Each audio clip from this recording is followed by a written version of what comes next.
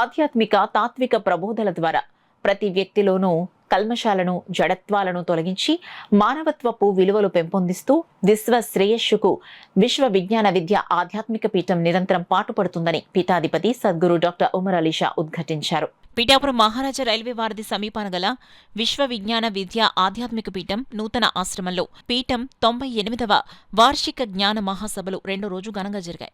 MLC పెరాబతుల Rajasekhar, మాజీ MLC Chetan రాజు, ప్రముఖ సిద్ధాంతి గర్మెల వెంకటరమణ తదితర ప్రముఖులు ముఖ్య అతిథులుగా హాజరయ్యారు. పీఠాధిపతి సద్గురు డాక్టర్ ఉమర్ అలీ షాను దర్శించి ఆశీస్సులు పొందారు. సభనుద్దేశించి మాట్లాడారు. అనంతరం వీరిని పీఠాధిపతి డాక్టర్ ఉమర్ అలీ షా ఘనంగా సత్కరించారు. వివిధ భాషల్లో పీఠం రూపొందించిన గ్రంథాలను, బ్రౌచర్లను పీఠాధిపతి డాక్టర్ ఉమర్ అలీ షా చేతుల మీదుగా ఆవిష్కరించారు. సభకు అశేషంగా తరలివచ్చిన భక్తులను ఉద్దేశించి పీఠాధిపతి సద్గురు డాక్టర్ ఉమర్ అలీ షా అనుగ్రహ భాషణ చేశారు. కార్యక్రమంలో పీఠం convener Peruri Suribabu, media convener Akula Raviteja, పీఠం సెంట్రల్ కమిటీ సభ్యులు AVV Satyanarayana, NTV Varma, doctor Pingali Anand Kumar, Devu Bhaskar, Swarnalatha తదితరులు పాల్గొన్నారు.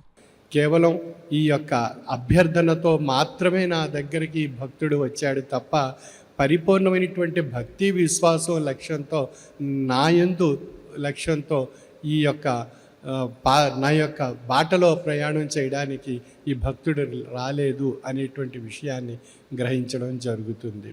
కాబట్టి మ్యాన్ ప్రపోజెస్, గాడ్ డిస్పోజెస్ అనేటువంటి సామెత ఒకటి ఉంది.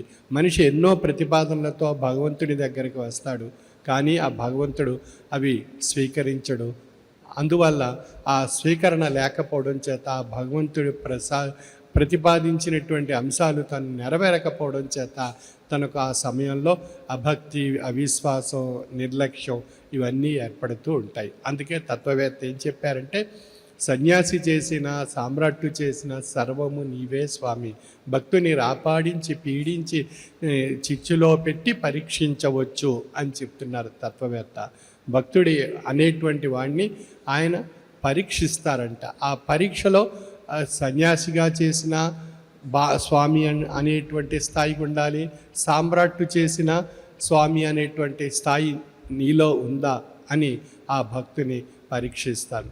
అటువంటి భక్తి మనలో ఉన్నప్పుడు భగవంతుడు ఏ సమయంలో ఏది కావాలో అది మనకు నిర్ణయిస్తారు.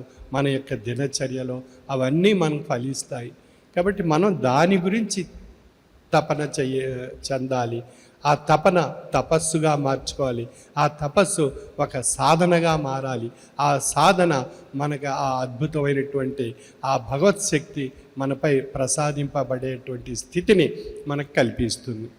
అంచేత ఆ తపన తపస్సుగా మారాలి. తపస్సు